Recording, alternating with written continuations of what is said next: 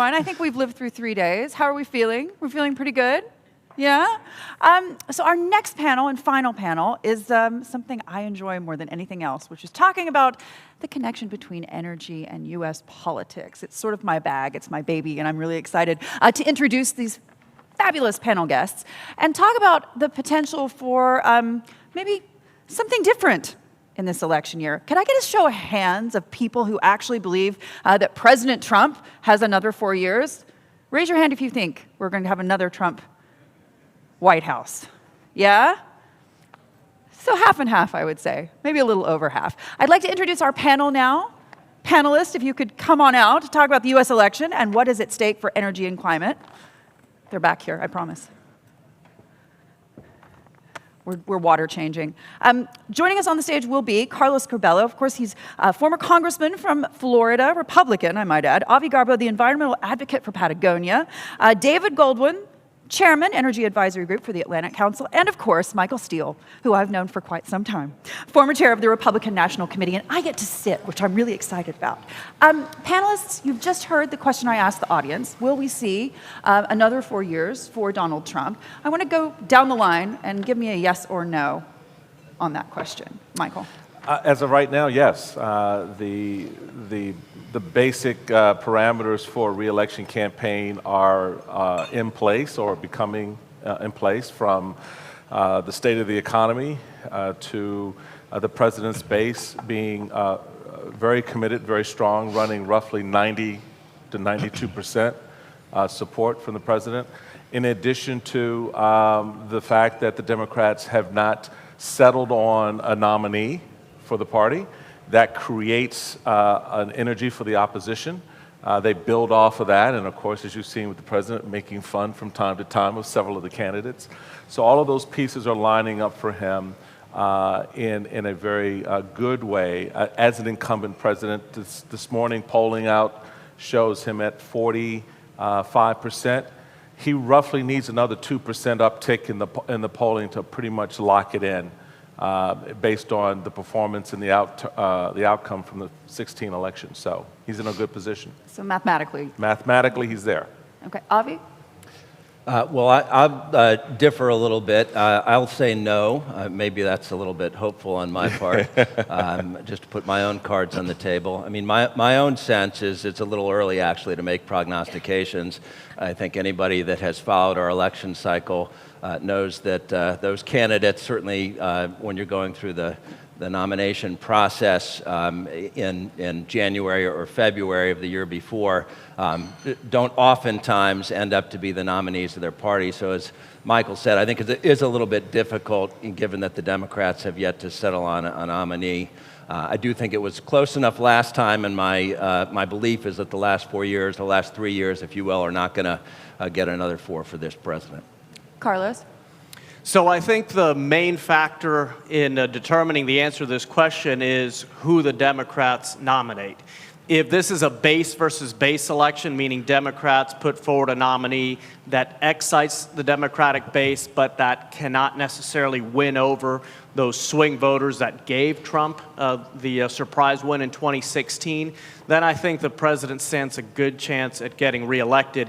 If Democrats nominate a candidate that tries to build a national coalition and really appeal to those swing voters and not repel them through fiery rhetoric or drastic extreme policy proposals, then I think Democrats do have perhaps a 50-50 or better than 50-50 chance of defeating the president in 2020, this year. But I think that will actually be the most important factor in determining the answer to the question. David?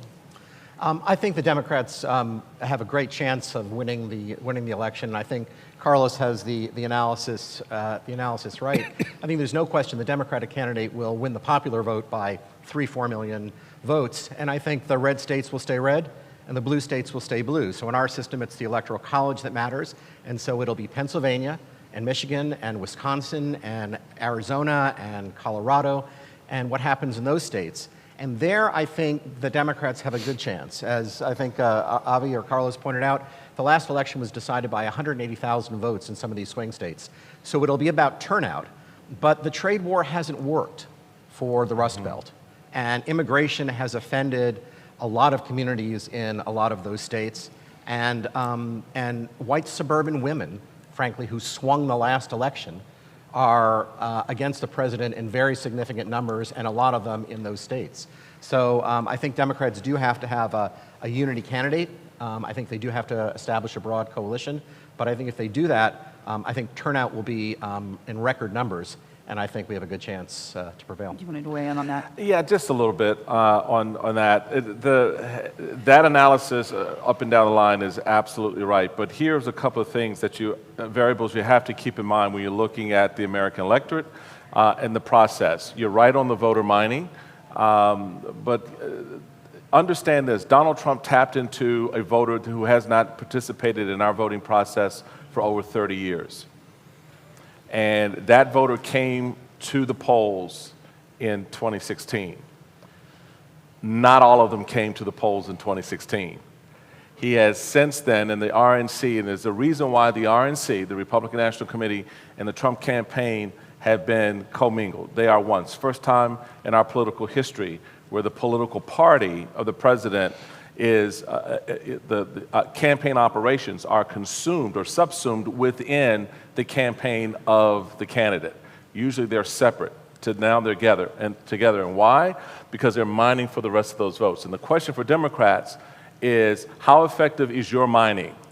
What new voters are you finding to bring to the table just to offset what Donald Trump has done and is doing? So that's going to be, for me, something to watch very closely. The ability of that candidate not only to be a unity candidate where they can more broadly bring voters who are already out there that we know and we see and we poll and we talk to and get them on their side, but then mine for those new voters. You've got Bernie Sanders voters who are a particular type of American voter, and they have a particular candidate that they will support. That is Bernie Sanders. And if Bernie Sanders does what he did in 2016 and not give them the green light to support Hillary Clinton, that will be a problem. And so there are a lot of things that the Democrats still have to work out as I look at this election, having taken the House in 2010, put governors and state legislatures in place in 2010 for the Republicans. I'm watching this scenario play out, knowing what we did then to win not just the House, but governorships and state legislatures and a host of other seats, whether or not the Democrats can replicate that for the presidency in 2020. You guys can I do 15 sure. seconds? Yeah, no, just of course. Because I think we had record low turnout in Democratic constituencies, particularly in places like Pennsylvania. Yep. I think the one thing that unites all Democrats is they don't want 4 more years of Donald Trump. And I think the other, it's not so much new voters who don't vote, but getting traditional constituencies to turn out. The other is the under 30 vote, and that's where climate and energy and things like that are really voting issues, and the entire party has shifted in a very significant way. And a lot of times the efficacy of that voter constituency is low. I don't think that's going to be true this time. I want to touch on specifically the energy, because obviously that's a major focus for this panel, and ask you, David and Avi, to weigh in on something specific on CNBC. I mean, obviously the issues that you've mentioned are very key issues for voters, but at the end of the day, how did Donald Trump really get elected? A lot of it was optics, because people, for whatever reason, liked what they heard and they liked what they saw. One of the things that we've been talking about a great deal on CNBC and other business news channels is the electability of the Democratic candidates, specifically Elizabeth Warren. A lot of noise about whether or not her policies when it comes to energy could potentially make the United States less secure, less safe. What does it mean for fracking? Will jobs be lost? Because we've heard from a lot of industry experts, including Dan Yergin, for example, and he says, this is a lady that she may be very, very nice, but she does not know what she's talking about on energy. Would you guys tackle that one for us and talk to the audience, I think, about this candidacy? Is it viable given her energy ideas? Is her candidacy viable? Yeah. Yeah, I think Is she generally electable? Well, it's the great thing about the primary season is that you have a lot of candidates out there. They test their ideas. Right. They see how they play. They adapt. And by the time the general election, things get a little bit more rational. I think Elizabeth Warren learned that on Medicare for All. And so Yes, she did. that didn't really work particularly well for her, and it's been damaging. So I think there's rhetoric and there's reality. I think the reality is that Elizabeth Warren, Bernie Sanders, cannot, without having both houses of Congress and a lot of support from swing Democrats, intervene into, and regulate fracking on private lands. 10% of our gas comes from federal lands, 8% of oil. So you can stop fracking on federal lands, but I think that's not gonna happen. But I think what you're hitting on is important, which is that Democratic candidates have to have their eyes on Pennsylvania and Ohio and places where there are gas-producing states. Mm-hmm. New Mexico is another one, and not threaten the efficacy of the industry there.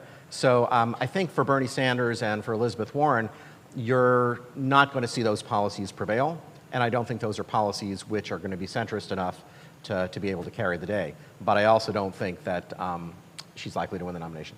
Avi? I guess my only comment, other than to say it is difficult to talk about electability, particularly when you talk about a female candidate. I think that Elizabeth Warren probably gets a little bit more negative coverage in that sense, in my opinion, than some of the male counterparts that are running.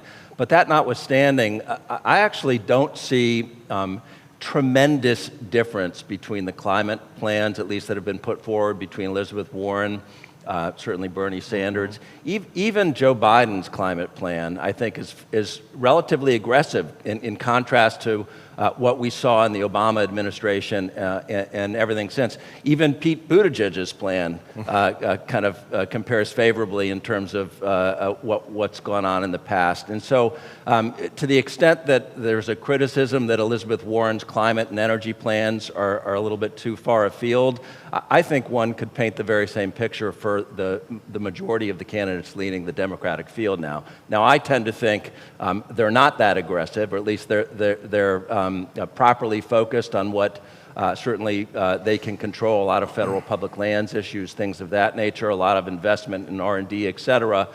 A lot, and I'm sure we'll talk about, is a little bit infeasible just from the executive side of things. But that being said, I don't see Elizabeth Warren as being much of an outlier. Mm-hmm. Carlos, a lot of your policies were really reflective of a different kind of Republican, a climate-friendly, let's say, Republican. How electable is that today in the current political environment? Well, Hadley, I think looking back at 2019, the two major developments in American politics with regards to climate specifically was, number one, that climate became a prominent national issue, and that all of the attention it received in 2019 guarantees that it will be a top issue in an American presidential election for the first time ever. So this is significant, and people will have to be monitoring this closely. Which voters are saying that climate and the environment are top issues for them? What states are those voters in? That's number one, and you can credit the Green New Deal for bringing a lot of attention to this debate. The other major development that has flown a little bit under the radar, or perhaps a lot because there's so much noise in political news these days, is the Republican evolution on climate. I got to a Congress in 2015. I quickly educated myself about the risks to South Florida, where I come from, with regards to sea level rise and climate change, and decided I needed to do something about it. Started trying to recruit fellow Republicans. Out of 247 House Republicans, I found maybe 4 or 5 who were willing to say the words climate and change together, and even then in a whisper only, not out loud. So from that point to where we are today, where just a few weeks ago, Kevin McCarthy, the House Republican leader, said that Republicans will put together a package of bills to address climate change. The U.S. Senate, where Mike Braun from Indiana, coal state, joined Chris Coons of Delaware to form the Bipartisan Climate Solutions Caucus. The growth on the Republican side of the aisle has been extraordinary, and I think people who are interested in climate policy, who want to influence climate policy, who analyze climate policy, really have to start paying close attention to Republicans, because we are going to have soon what we haven't had for a long time in U.S. politics, which is a floor for a national climate policy. Democrats have been very good at setting a ceiling. Some of us on the Republican side would argue that they've blown through the ceiling set by the Obama administration. But we've never had a floor on climate policy, and Republicans are now stepping forward and will start setting that floor. they're compelled by two things. Number one, science. A lot of younger Republicans are getting to the Congress and they understand what's happening in the world. And number two, politics. Republicans understand that in crucial swing states like Florida, this is a top issue. So a lot of the work that we do these days is trying to get climate policy ideas in front of Republicans because there's a great demand for that. Republicans are scrambling to figure out what their response is going to be. So that's, from my perspective, perhaps the most interesting and exciting development in American politics that very few people are talking about these David? days. Yeah, I think it's an evolution. I think it's a little bit of a silent evolution. I mean, in terms of the Democratic floor, I mean, I guess I have to view the Trump administration as kind of digging into the basement because you're talking about reversing appliance standards, lowering CAFE standards, not requiring disclosure of emissions, not changing NEPA in a way to sort of say, let's ignore cumulative emissions. So you have a lot that says, let's disclose less, let's require less, let's do less. You have kind of unregulated flaring in Texas, and the affirmative agenda doesn't seem to be there. And also, I mean, to be honest, you have a purge of the word climate in science. So the congressional opposition to the administration's position, if it's there, has been silent. And of course, Congressional Review Act revocation or revision of a lot of these legislation was the first thing that the Republican Congress did. So, I mean, I hear your orientation. I wish you were staying in Congress to help lead that charge. But I have to say, I'm not seeing it. Well, this is all true, but the point is that there's a paradox. You have the administration, of course, and everything you said about the Trump administration is accurate, but then at the same time, you have congressional Republicans working with Democrats on issues like carbon capture. You have the formation. They work together? That's news. Breaking news, they work together? Exactly. Awesome. And you have record funding for environmental programs through the appropriations process. So again, the Trump administration is clearly an outlier, but I think the more interesting point is that congressional Republicans, especially over the last year, not so much the first 2 years of the Trump administration, are clearly distancing themselves from the president. And I can tell you from personal experience, we started the House Climate Solutions Caucus back in 2016. And in 2017 and the beginning of 18, a lot of Republicans joined that caucus purposefully to distance themselves from the president and to show that they were taking this issue more seriously. Avi, weigh in here on terms of if we get 4 more years of President Trump. Talk to me about the rollbacks. What's the danger in your view? Well, so the first thing I think about is timing of the rollback. So another 4 years is critical, I think, for these Trump rollbacks to have any durability whatsoever. The fact is that the majority of the administration's energy and climate priorities are just now getting finalized. Litigation is now commencing on the rollbacks and replacement of the Clean Power Plan. So it's critical from the Trump administration's standpoint that the Trump Justice Department, if you will, is in 1 year's time the one defending these rules as they likely go up on appeal from the DC Circuit. And so I do think that there is a sense that 4 more years can bake in a lot of these standards for a period of time.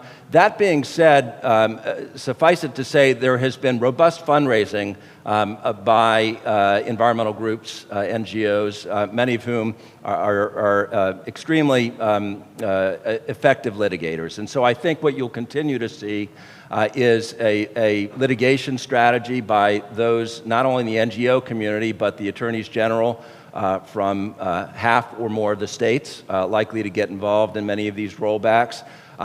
What that ends up doing, and I think that's a problem in either scenario, is really creates a degree of uncertainty relative to a lot of these rules. Now, if they can get them finalized and get their judicial review complete in the first year of their administration, then they've got, I think, a 3-year kind of runway, if you will, to begin to implement and enforce these. If not, I think then we're looking at another couple years of uncertainty in the space. Yeah, I want to dovetail on Avi's point because I think it's important to put in context a couple of things that are happening inside the administration versus what's happening outside the administration in the climate space. A lot of the rollbacks that you're seeing across the government are because Obama's name is attached to the original decision.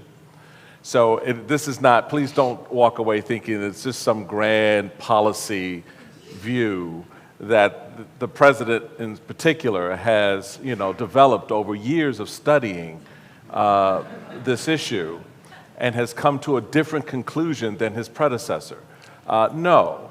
It is the fact that Barack Obama's name is on a regulation, on a piece of legislation, on a federal action by fill-in-the-blank department, and he wants to see all of that roll back.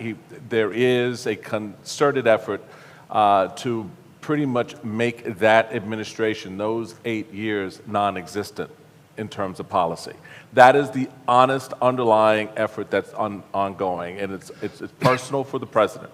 You have that. The states know that. A lot of the federal players know that. So what's interesting from my perspective is what I see happening out among the states. And I just want to read just a couple of headlines so you get a sense of how this is being generated at the state level. Virginia prepares to join carbon market. North Carolina governor seeks 40% carbon cut.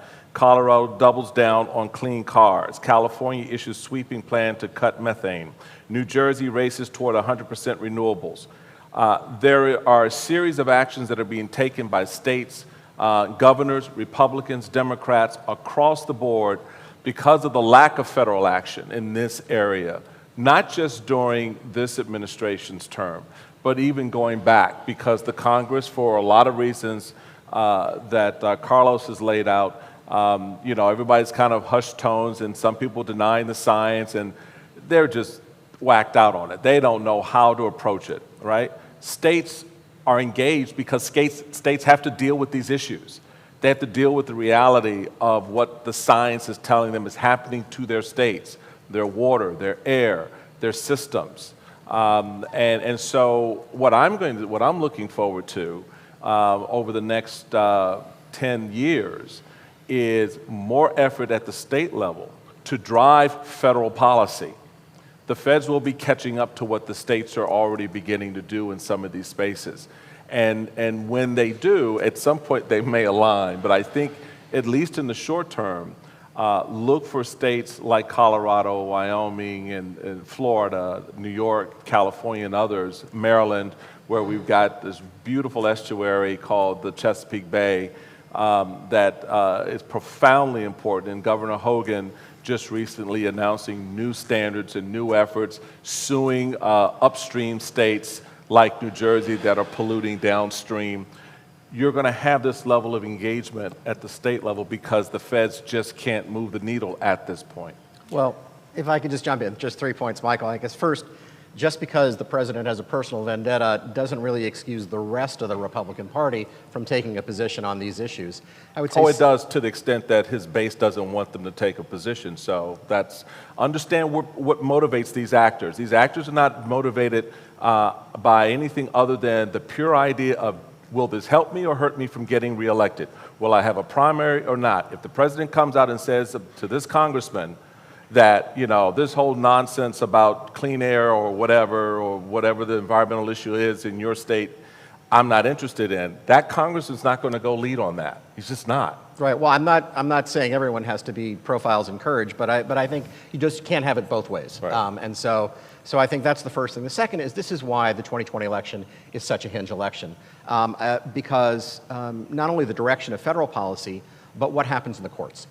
Because what's happening now is the administration is taking on the states. You're absolutely right. 28 states have renewable portfolio standards or renewable energy standards. States are trying to do this. But the administration is going to war with California, saying you can't have higher fuel efficiency standards than the federal government does. It's trying to restrict the ability of states like New York under the Clean Water Act to say, no, this isn't what we want. So it's great to have the states have the solution, but the administration so far isn't stopping at saying, if we don't let the states do what they want, they're saying we are the ceiling. So we haven't seen where the courts the have clapped back on the states and told them, no, you can't, that standard is not an appropriate standard. So we don't know yet what the courts are going to do because the courts have not ruled. So I'm not going to presume or assume what the courts are. Just because the president appointed federal judges, trust me on this, those federal judges aren't necessarily hewing this hard, non-science approach to their jurisprudence. I think we have to wait and see on that. It's been mixed, but whoever wins the next election will appoint a lot more federal judges. Right. And I think the Supreme Court has already signaled that they want to do things like reverse the Chevron doctrine, which for the uninitiated essentially says that longstanding doctrine, which says that the courts will give great deference to agencies to interpret their own statutes. And the cases that are percolating, and many of the justices, I think almost 5 of them on the Supreme Court, have questioned whether that's legitimate. That if Congress's intent isn't crystal clear, then you don't have to defer to the agency's judgment. That's going to be a big restriction. And this question about whether it's ceiling or floor, you're right. Right now, in the middle of the courts, it's very divided depending on who appointed the judges to some extent. But it's going to make its way to the Supreme Court. And if it makes its way this year, we might get one outcome. But if we have a couple of more judges who are consistent with President Trump's philosophy on climate, then I think the answer is going to be a lot clearer, and it's not going to be positive. I want you guys all to walk us through briefly, is there danger in the myth of U.S. energy independence? Is there a danger there? The president, obviously quite imaginative at times with his verbiage, but is there a problem with proclaiming something that is fundamentally not true? Even though, obviously, the energy paradigm has shifted. David. I think there is. I think there's a false confidence. Energy independence, we've heard it on the stage, several times today, is a misnomer because oil is a globally traded commodity. The U.S. is not immune from price shocks, disruptions anywhere, have an impact everywhere. And nobody in the White House likes gasoline prices north of $4, no matter what your political stripe is. That's a big problem. And I think it gives us a false confidence that we don't have to care about political stability in the Middle East, that we don't have to care about policies that control demand, that we don't have to care about the stability of a lot of these countries, and that we can be more Fortress America. We can be more inward-looking and isolationist. And the reality is that things blow up around the world. They will come back to bite us. And we've seen it, whether it's through prices or through terrorism or through transnational crime. We are not immune from the rest of the world, especially being such an outward-looking nation. So I think there's a little bit of false confidence and self-delusion that goes into that, and as it permeates into trade and it permeates into foreign policy, I think it weakens our strategic position in the world. Yeah. The only thing I would add to that, I think, is that when you talk about energy independence, the way I hear it, it is, in a sense, a kind of call for the status quo. When you talk about the country being energy independent and the kind of positive aspects of this, what I hear is we should not change. More of the same is needed to kind of perpetuate this myth. And I think that's probably the argument that the Trump administration is going to put up against the Democratic nominee with whatever shades of green is in that individual's plan. It's, hey, we're energy independent. Look at the oil and gas industry. Look at the tremendous work that this administration has done in terms of expanding leases, expanding extraction on public lands, et cetera. That's the argument I think they're going to make, and they're going to fall back on energy independence as one way of not looking for change. Carlos. I do think it's important to note that the growth in the American energy sector has been a good thing for our country and for the world. Had this happened 20 years ago, it probably would have been celebrated as a great national achievement. However, today we're becoming aware, or we're fully aware of the cost of emissions. So the response to the strength of our energy industry has been somewhat tempered. But I think without question, the world is better off by having a greater diversity in where and how energy is produced, especially in light of what we've seen happen in Venezuela over the last decade, and the incidents of violence and instability here in the Middle East. So I think the truth is probably somewhere in between. This myth or idea about energy independence is just that, a myth to a great degree. But without question, I think if you look at where we were as a country in terms of national security and economically 10, 15, 20 years ago, the growth of our energy sector has certainly contributed and strengthened our position. You want to weigh in on that? No, I agree. Hadley, if I could just in response to that, I don't think there's any dispute about that in terms of jobs and income, self-sufficiency. It's been tremendous. We're not really talking about whether or not we should continue that kind of development, at least not most of the Democratic Party. We're talking about responsible development. And sometimes the industry can't help itself. They kind of fought, frac fluid disclosure, and it turned out, it wasn't so hard, and everybody wanted to know what was in their drinking water. Business went just fine. What are we talking about here in terms of the environmental agenda? We're talking about whether or not you should calculate, estimate, and disclose what the impacts will be of what you do, consistent with Congress's legislation, the National Environmental Protection Act. Is it wise to count? Is it wise to estimate? Is it wise to address that? Flaring in the Permian, this is a black eye for the industry. This is not good for the oil and gas business. The fact that you can get away with it, is unfortunate. But if you want to sustain that business, we're talking about responsible development. And so that's why this polarization, I think, is really destructive for the economy and for the business. There is a rational middle path, but we're having a hard time getting both sides of the aisle to walk down that middle path, which has both development and environmental responsibility. How tough does a stock market at all-time highs and an oil price that is, frankly, surviving the minimal volatility that we've seen as a result of geopolitical events? I mean, how hard is that? Because one would think if you've got stock market at an all-time high that then one would be investing in alternatives at a much higher rate. But unfortunately, that's seemingly having the most adverse effect. Yeah, no, that's an exact point, and it's for a lot of people, to your point, David, about that balance of trying to walk our way through this. A lot of the concern that really started the American resistance, if you will, some Americans' resistance to this whole climate change and the bad science and all of that was the cost. And people looking at a cost that no one could estimate nor particularly calculate because it was the great unknown. We didn't know exactly how some of these programs would play out and some of the efforts to bring online renewable energy. So you have various narratives and storylines that have sort of taken hold in the psyche of the American people. That drives one part of this debate. Of course, the Congress then follows that. They don't want to get too far afield of their constituents. So they kind of stay in line, even though they're getting reports and from very smart people like yourself and Avi and others who are in this space and say, here, this is what the science is saying, and this is what some of the costs are. So the question then becomes, how do the markets sort of take all of that in? And I think what we've seen is they're just kind of play it along and hope there's no real big.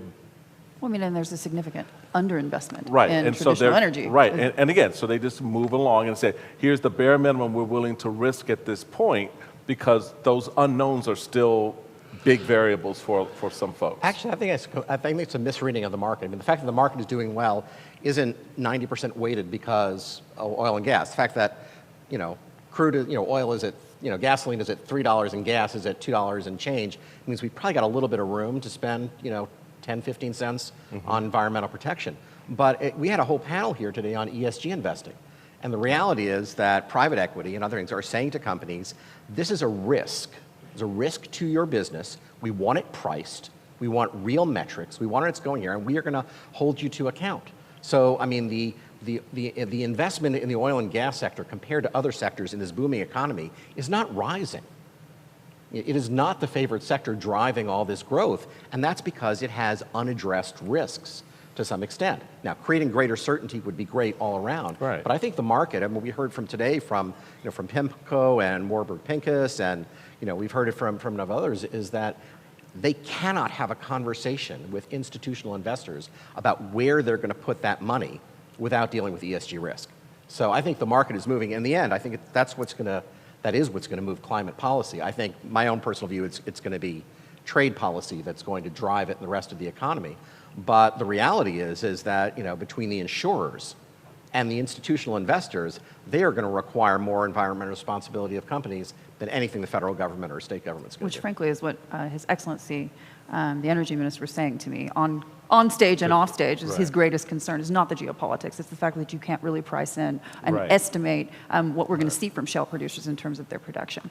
Carlos. And Hadley, since we're at the intersection of oil or gasoline and politics right now, I think it's important to note that Americans, and you know this from your work in journalism, Americans are highly sensitive to gasoline prices. So when we filed a carbon pricing legislation in 2018, the first thing we did was decide that we would price carbon, but that we would repeal the gasoline tax. Why? Because I don't care how many times they tell you, most members of Congress are not going to vote to drastically raise prices at the pump. It is just too much of a sensitive issue in our country. Your cousins at NBC News will lead the nightly news if there's a drastic change at the pump every single time. So as we think about this, and as the United States weighs a national climate policy the way it did 10 years ago, I think this issue of the gas pump is somewhere where environmentalists, where the left, is going to have to be willing to make some major concessions so that we can get gains in other parts of the economy. You know, to Carlos's point, I just helped complete a National Petroleum Council study on the future of energy infrastructure. And National Petroleum Council is made up, 60% of oil and gas companies. The core recommendation of this study was that the United States, that Congress should address both a national climate policy and reform of NEPA together. And it was that, and they directed it at the Congress, not the administration, because that's where the action needs to be, and because it needs to be predictable and sustainable. But it was the first recognition by oil and gas companies, the National Petroleum Council, that they are not going, this problem is not going away, that you have to give people a place to go, and that you have to have a national climate policy and NEPA reform. Well, we just saw NEPA reform come out the other day, so when will we see the national climate policy? I think it's coming, next 2 to 3 years. When we talk about what happens next, Avi, specifically to you, walk me through your outlook in the sense of, we're talking about who's actually electable from the Democratic Party in terms of their plans. You were saying just a few minutes ago that you feel like all of the plans, they're not that much of a, not great disparities between them. In terms of that electability, as Michael was saying, Carlos brought up, words like clean coal and climate change together are very difficult for many Americans, as you know, to swallow and to understand and to wrap their heads around. How important are events like what we're seeing happening in Australia, the optics, to this conversation? Greta, how much of this is going to hinge around the ability of Democratic candidates to latch in or tap in to that kind of fervor? So I've spent about 30 years in the environmental law and policy realm, and for about 29 to almost 30 of those years, I would have said that the environment, notwithstanding my own fervor for environmental protection, has failed time and time again to show up as a real voting issue. I just don't think that no matter how, what's gone on, it I don't think has ever pushed anybody to the polls and made them vote for one candidate or the other. I actually think things are different now. We talk about, last night there was an off-the-record discussion on the Greta effect. There are all sorts of youth-led movements around the world focusing on climate. We're now seeing more and more natural disasters. You talk about the Australian brush fires as some of them. But more so than the youth, you're now seeing financial institutions, BlackRock, Goldman, Vanguard, et cetera, who are weighing in on an environmental issue, that being climate, in ways that I've not seen them do before.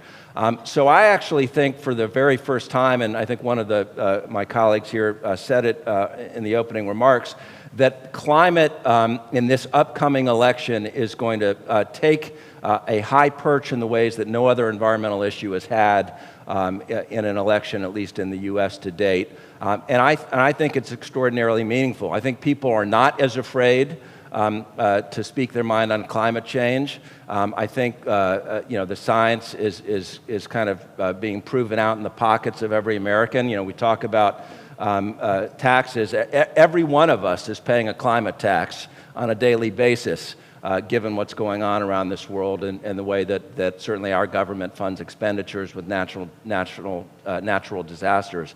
So I actually think that climate and energy issues are going to play a significant role in the upcoming election, no matter who the candidate is. Well, it's an incredible investment opportunity. There's no doubt about that. If you're looking at the markets and wishing to make some money out of things at the moment, that's something we've covered and something that's just an obvious answer. But also the fear factor. The fear factor about what's happening in climate change and the visuals and the optics. I mean, it almost sounds to me as if this is really a Republicans issue, no? Yes. Yes. Yeah, so Carlos, you were about to say, I'll let you go first, because I saw you. Well, I just want to make a point that's important, and this may not be obvious to a business-heavy, science-heavy, perhaps academia-heavy audience, but I don't think the 2020 election will be decided based on policy. Right. And I don't think that scaring people to the polls is the best Democratic strategy. So when there's an incumbent running for re-election, or when a party has been in power for 8 years and there's someone else of that party running, the challenging party always has to make a compelling case for change. With the economy doing so well, that really limits the options of Democrats. When the economy is struggling, you can say, well, we're going to change this and that so that people can become more prosperous and we can be better off. That's probably not going to be on the table this year. However, think back at what George W. Bush did in 2000. He was running against Al Gore, who was perceived to be an extension of Bill Clinton, a popular Bill Clinton despite impeachment. George Bush didn't win because of the policies he proposed. He won based on the statement or the idea that he was going to restore dignity and decency to the Oval Office. That was his compelling case for change. So I think as Democrats think about 2020, sure, policy is important, and you definitely have to have your agenda out there. That's a basic credibility test that every candidate has to pass. But I think tone, demeanor, attitude is going to be where this election is either won or lost for Democrats. And I tell a lot of my Democratic friends, in my view, Bernie Sanders or Elizabeth Warren don't really represent change, and they can't make that compelling case for change because they're loud, they're angry, they're scapegoating, which, guess what, is exactly what the president does every day and did in 2016 to get elected. So policy is important, but I think the intangibles are going to be far more important in 2020. Yeah, sorry, I can't let that stand. I mean, I think that is there is a difference between being passionate or even shrill or being harsh and being insulting and demeaning. You remember what the president said about Mexicans. Remember what he said about Megyn Kelly. So you don't have a Democratic candidate who is in that class at all. But I think you're right. The Bush playbook, which is restoration of decency, that's going to be a huge factor, and that's why I like our chances in 2020, frankly, no matter who the Democratic candidate is. And I think you're also right, though, that this election is going to be contested on healthcare and immigration because the economy is doing well, but it's not doing well for everyone. And it's the people in the Rust Belt in particular for whom it is not doing particularly well. They're waiting to hear whether anybody is going to address their problems. Not the stock market is good because they don't really have a big market portfolio which is carrying them and paying them dividends every week. So I think that's where it is. And just to make a third point on climate, I think what you see on TV does make a difference. Not necessarily for every constituency, but try talking to a voter under 30, Republican or Democratic, who doesn't think that if you're not dealing with climate, you're out of touch. And I think you see the polling, and you're right, for the general electorate, climate is still probably number 7 on the list of issues. You look at under 30, it's probably still 3rd, but it's not just Democrats, it's Republicans under 30 as well. Walk me through that, Michael, because jobs numbers, I mean, we've got the best job numbers in the United States since the Beatles released Abbey Road. Yeah. I mean, that's a huge impact, right? It is a big impact, and in certain states, you're looking at employment levels where they just can't find anybody to fill the jobs that they have. So, on the jobs front, it's been very good for a lot of folks. But here's the rub to what you're saying. I love this reference to the under 30. God bless them. Let me tell you what the reality is with the under 30s.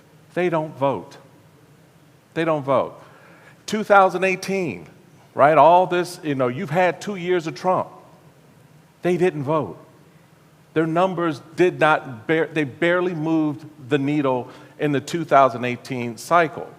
So the question becomes for Democrats is how do you then get that vote animated, activated, and then to the polls? You can get them animated, you can get them activated, but the fact of the matter is their turnout numbers have not been represented by what you see at rallies and in talking points and that kind of energy. So that's going to be a big test. You still have among the voting population over 50, that's going to be your core constituency to get to the polls. These issues that Elizabeth Warren and Bernie Sanders, for example, are putting out there are not going to be drivers for those voters. They just aren't. And so that becomes the next challenge to Carlos's point is how do you aspirationally move your voters? Because that's what winning presidential candidates do. They're not going to win on the big idea. They're going to win on the passion about the big idea. And they're going to win in a way that gets voters excited about electing them. We'll look at 2016 and understand how 2018 will play out. Look at 2020. Look at 2018 and understand what the Democrats did there with those women voters, those center-left women. Now, keep in mind, a lot of Democrats are out there talking. We'll get to you, sir. I don't want your poor hand up in the air. We'll get to you. The thing to keep in mind about 2018 was the Democrats did not run on climate. Democrats didn't run on pretty much anything that you're talking about right now. What was the driver in 2018? Healthcare. And how did they win on healthcare? They personalized it. All right? It wasn't a policy. They personalized it. And they did it in a very effective way. They're going to take away your health care. They're going to take away the idea of being able to get the kind of health care and access to health care you want. So how the Democrats set their narrative going forward is going to be a challenge for them because a Bernie approach and a Biden approach around policy are going to be very, very different. A Bernie maybe, I take that back, maybe similar. But a Bernie approach and a Biden approach on the aspirational aspects of this will be very different. Biden is not running to be the future of the Democratic Party, right? Bernie is, because he's moving the party into a space that it doesn't currently necessarily occupy, right? And so he and Ocasio-Cortez and others are pushing an agenda to move the Democrats, very much as what I saw as national chairman with this little group called the Tea Party, who came into the GOP to push an agenda and move the party in a certain direction. What happened to that agenda? That was about fiscal responsibility. Yeah, well, but the Tea Party changed. The Tea Party of 2009 to 2012 is very different from the Tea Party of 2012 to 2016. It also brought us Sarah Palin. Yeah, well, but that notwithstanding, my point is the politics are very different with those. They're two very separate groups. The energy changed, the emphasis changed. They moved away from constitutionalism and what that was into something that you see now that's more anger-based, more frustration. Speaking of anger-based, that's what Trump tapped into. The Green New Deal, is that viable? Sorry, is it viable? The Green New Deal, the Green New Deal has been a very powerful political statement, and to some extent, I think, can be very helpful to the energy industry because it says you're going to deal with climate. You can't take all the emissions out of the power sector. This needs to be economy-wide. There's a role for agriculture, there's a role for transportation, there's a role across the board. So it has definitely transformed the debate. The idea that we're going to get $1 trillion to do manufacturing and other kind of transformation, not unless you get both houses of Congress. So I think just to plug the little report, the Atlantic Council have a report on what's at stake for the election 2020 that's outside, and I think the conclusion of that really is that if you don't have all three houses, that range of action is very limited. So as an aspirational idea, and the Green New Deal is not a piece of legislation which is very specific, it's been transformational. at the interpretations of a massive economy-wide program, it's probably not going to happen. But pieces of the Green New Deal, just transition for coal workers who are losing their jobs no matter what, that stays. The idea that you ought to deal economy-wide, that stays. The idea that you ought to be able to invest in new technologies and in innovation, that stays also. And I don't think those are just Democratic issues. I submit that if you tag anything with Green New Deal, I don't care if you have a Democratic House, Senate, and the White House, it will not pass. It will not get out of a chamber, and the president likely won't sign whatever shows up. Because like Obamacare, that now has a taste in the mouth of voters. And we still see polls to this day where people tell you they do not like Obamacare and they don't want Obamacare. But I love the ACA, which is the exact same thing. But that's how it happens in Congress. There's never one bill. You've got a lot of committees. Right, but I'm just saying, my point pieces. is, you get around Ocasio-Cortez, who's already going after her fellow Democrats who don't support her Green New Deal. She's looking to primary them. Ocasio-Cortez and Jim Jordan, two sides of the same coin, all right? If you allow her to set your tone in your debate, you can just hang that up. Because I don't care if you have a Democratic president, a Democratic Senate and House, nothing is going to get passed because no one's going to touch it. She's not running for president, so. Well, okay. She's not running for president, but with 4.2 million followers and growing, she's making a noise, she's making a difference, she's having an impact, and she's driving the debate inside the Democratic Party right now. Before we let you guys go, or y'all just stand up and do some fist fighting, which I find cute.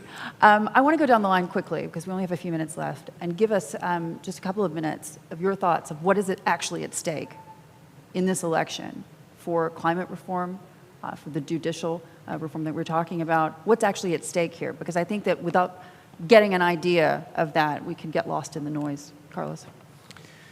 So I think we're moving inexorably towards a national climate policy, and sincerely, that will happen regardless of who wins the next election. Obviously, if Democrats win the next election, that timeline will speed up and there will be a negotiation in Congress. But remember, if we're going to have meaningful, durable climate policy in the United States, it must be bipartisan, not just because of the numbers in Congress and because you need probably 60 votes in the Senate, but because politically, there will be pain if we adopt a serious national climate policy. There will be drastic changes in the economy, and neither party is going to want to face the consequences of that on their own. They're going to have to do this together the way they would fix Medicare or Social Security, which they're going to have to do together in the coming years as well. So I don't think the trends are reversible. I think every actor in American politics, with the exception of the president, is moving towards a national climate policy, taking this issue seriously. That is going to only grow after the 2020 election passes, with this issue becoming extremely prominent and with pretty much every candidate running for national office having to take a serious position on it. So for those of us who believe that the world and that our country need a policy to address this serious issue, I think it's a time of great optimism, although, of course, patience is required, as always, when thinking about American politics. Ravi? I disagree with a lot of what Carlos just said there. First of all, I think the stakes are extraordinarily high in this election when it comes to the issue of climate change and related energy issues. And I do not see any hope or sign whatsoever that if there's another 4 years of an emboldened Trump presidency, that we're actually going to see Republicans step out of the shadows and begin to actually vote and make a difference when it comes to climate change. I think that you are going to see the president do as he said he would, which is to continue his deregulatory push. No doubt there will be some regs still standing with the Obama signature on them, if you will, that this a second administration is going to look to tear down. I don't see any change when it comes to staffing cabinet secretaries with lobbyists, primarily for the industries that they're purporting to represent. So I think the stakes are extraordinarily high. If we have another Trump administration, my fear is that we will see 4 years of failed leadership, if not lack thereof, when it comes to climate change, both domestically and internationally. I actually think that there's at least hope if there's a Democrat for some climate action. I'm sober enough and realistic enough to know that much of the Green New Deal and much of the proposals out there depend in large part on the composition of the Senate and the House, of course. And not everything's going to get done, but in my view, and certainly my projections, the difference between 4 more years of Trump and any of the top-tier Democratic candidates when it comes to climate is significant. David.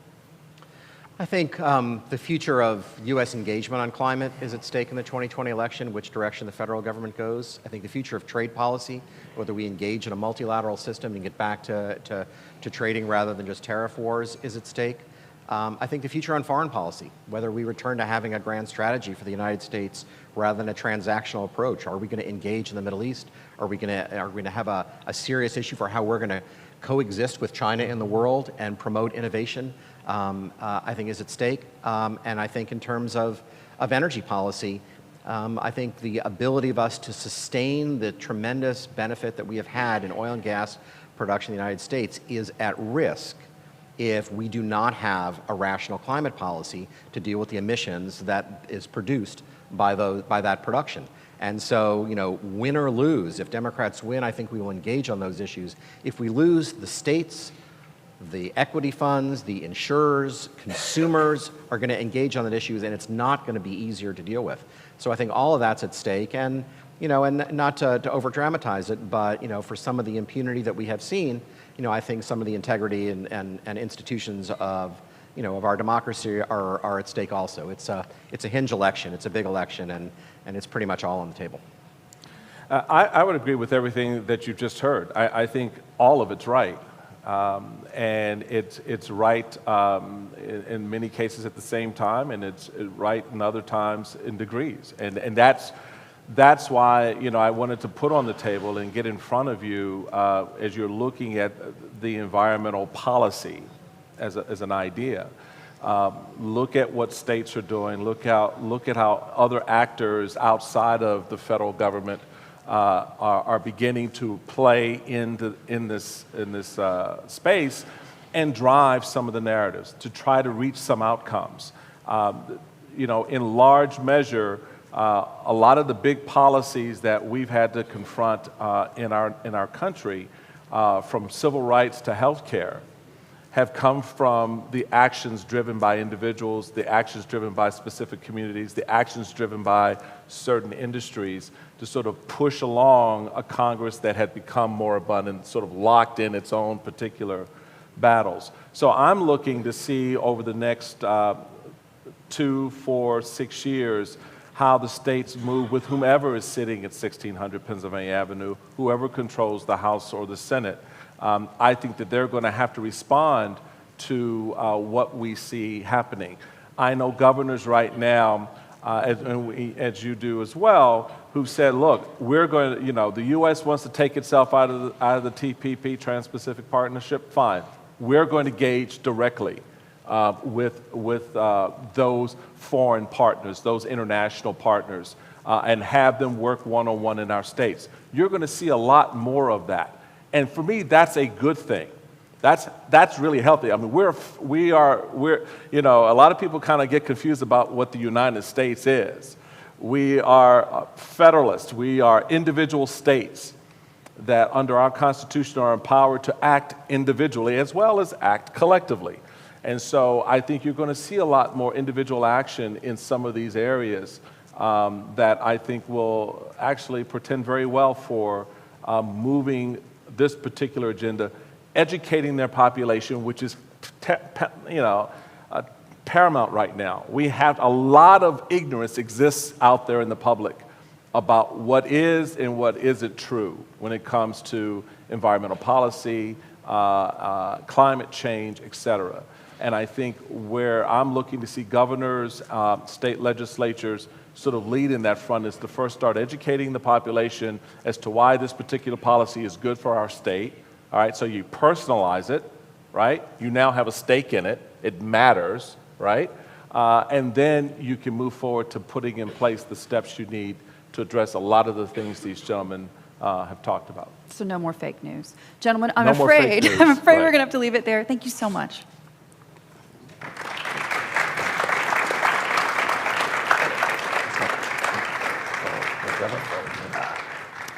So that wraps up an incredible, I think, 3 days.